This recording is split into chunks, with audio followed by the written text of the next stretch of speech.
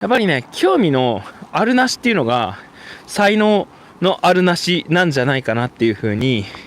最近はちょっと考えてます。才能っていう風なワードにすると、人によってはですよ、存在そのものがですね、何か否定されたような気がすると。僕も割と昔そういうところがなくはなかったんですけれど、実際問題ですね、アニメ業界であったりとか、塾生さんの中だったりとかで活躍してる人を見るとですね、やっぱりね、その分野においては勝てないなって思うわけです。で、勝てないなっていうのは、才能が勝てないって思うじゃなくて、正直そんなに俺それ好きじゃないかもって思っちゃうんですよ。興味があるとかそれやりたいな、好きだなと思うこと以外、そもそも長い時間できないじゃないですか。僕は結構ね、この放送でも何度も喋ってますけど、そもそも自分にそんなに絵の才能があると思ってないスタートなんですよ。それはなんでかっていうと、絵を描き始めたのが18、19。そもそも才能豊かであれば、もう描いててもう上手いはずだと。いや、諦めてるわけじゃなくて見極めですよね。判断の見極めとしては、興味があるかないかってことですね。これを言うと非常に残酷な話になってしまうかもしれませんが、一つの目安、一つの指針として、自分の好きなアニメのシリーズ、作画の違い、演出の違い、絵の違い、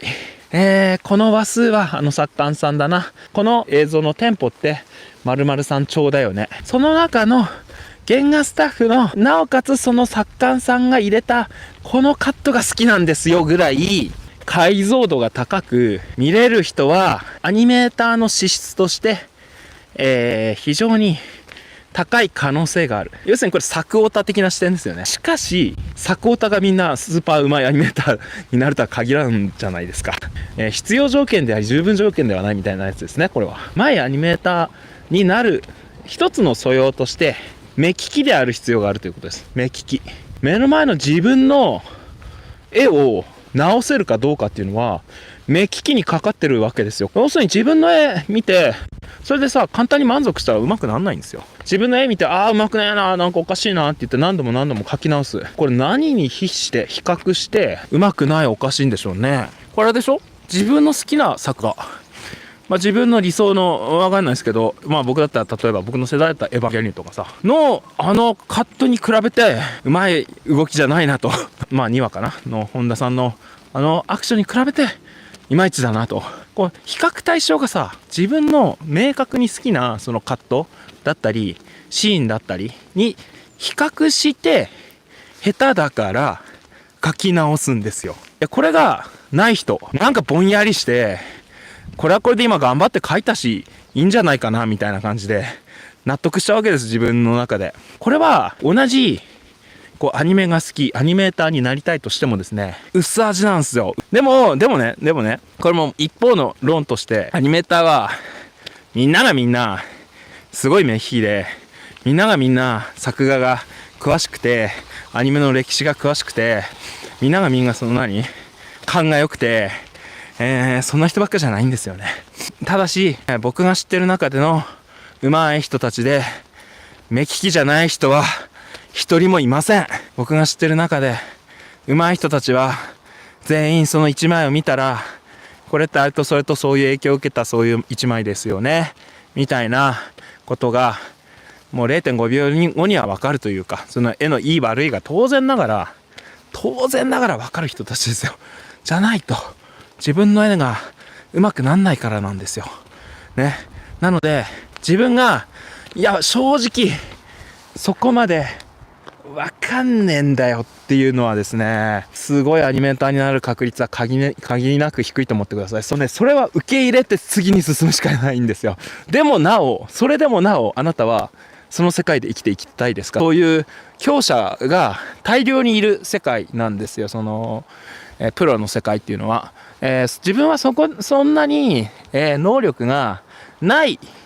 かもしれない、才能がない、だって興味がないし分かんないわけじゃん。結局それ分かんないんだけどそこで戦いに行くかみたいな。そうでもなおそれでもやりたいですから、自分がすごいカリスマ的なスーパー絵描きになれるかもしれないと思って最初からやりに行くとですね、でも今あなたはそうじゃないでしょってね。で、そういう人たちとの共通点ってどのぐらいありますかって。どこもみたいな。じゃあ、それ万に一つもないと思った方がいいよね、その確率ってね。だからね、なんかね、まずやっぱり僕はね、基本的に言うのは、目の前の書いてて楽しいっていう気持ちを、まず一旦大事にした方がいいし、すごい絵が上手い人って、そういう人なりに、うまく描けねえなーみたいな悩みがあるんですよ。なんでこれもっとうまく描けないんだろう、もっとうまく描けたらこうなのに、ああなのにっていう探求心だけが実はあるんですよ。いや、だから、今、上手いんじゃないですか、その人たちって。その一目置かれるポジションに、なりたくてなってんじゃないんですよ。そういう生き方なんですよ。その興味を追求して、そして楽しくやってたら気づいたらそうなってる人が多いんですよ。なので、過剰にそれだけを気にしてるような人は、正直それにならないんですよ。そうじゃなくて目の前の絵に集中したりとか、創作そのものを楽しんでる人が気づいたらなってるものであって、無理やりなろうとしてなれるものじゃないわけですよ。その24時間の中で、その24時間を何に使ってるかなんですよ。で、その絵が上手い人たちっていうのは、かなりの時間それに使ってるんですよね。一言で言うと。その絵がどうやったらうまく描けるんだろうかとか、もっとこうしてああしてこう描いてみたいなことに時間を使ってるんだよね。結局。で、それが、その興味があるっていうことなんですよ。その上手くなることに関して時間を使ってるんですよ。あるいはその絵と向き合ってる時間がすごい濃密だったりとか、すごいその時間にすごいいろんなことを考えたりとか吸収したりとか、するんですよね。だいたいね、聞くと、この人自分よりその分野においてやっぱり好きなんだなーっていうのがもう一言ですよね。好きなんだなーって。自分はそこまでには好きじゃないなということをですね、もう実感するだけなんです。そういう意味では。そのマジでですね、その上手い人たちはね、桁違いなんですよ。今成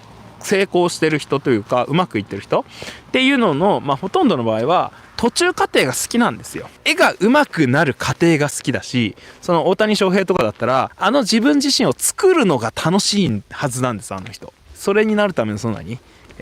試合も楽しいだろうし、紆余曲折波があるでしょ。それも楽しいんですよ。うまくいかない時はこれどうやって打開しようかなっていう風に。そうでしょ。だってマリオカートずっと1位だったら面白くないでしょ。これ8位とか9位でこれ1位になったらめっちゃ面白いじゃないですか。順位が低い状態も楽しくない人はね、その、ゲームを楽しいとは言えないんですよね。もう僕もそうだけれど、なんでしょう、下手な時期もうまくなった後も、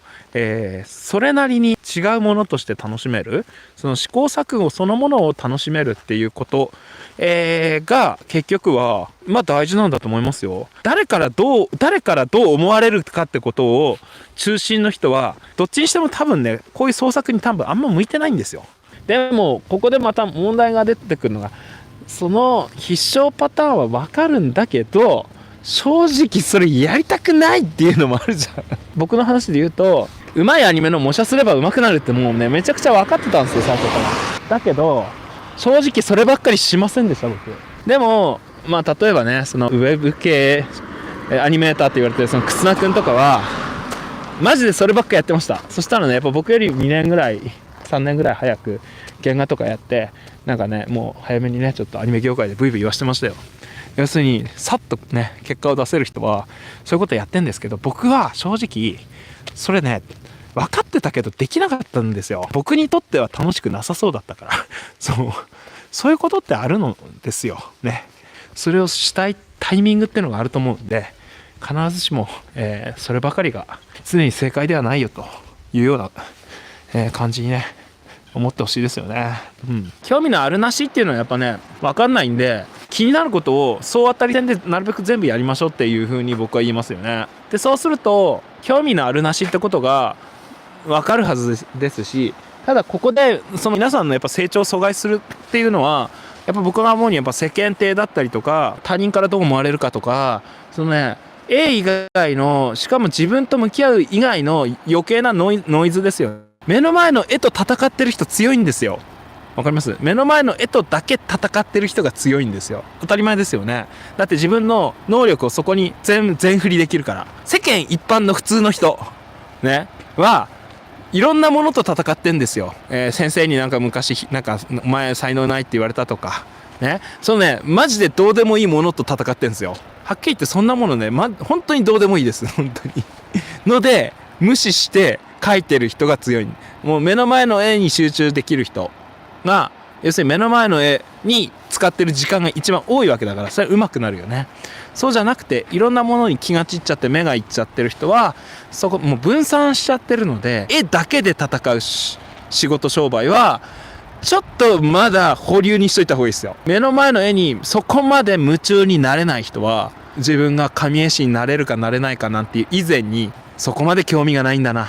と思っておいてください。皆さん、そう、才能がないって言うのをやめましょう、ほんとマジで。よく絵の才能がないって言うよね、あれ。正直、俺そんなに絵に興味ないわって言いましょう。こっちの方が絶対正しいです。正直、興味がないんですよ。才能がないんじゃないんですよ。才能っていうのはほとんど、結果です。才能イコール僕は結果だと思ってます。要するに後付けなんですよ。今結果を残してるやつらって言ったらですね、方々が才能豊かとされるんですよ。要するに結果から逆算されてるものなんですよ。今結果を出していない人たちじゃ才能がないって言われてるんですよ。才能っていうのは結果なんですよ。皆さんにとっては実は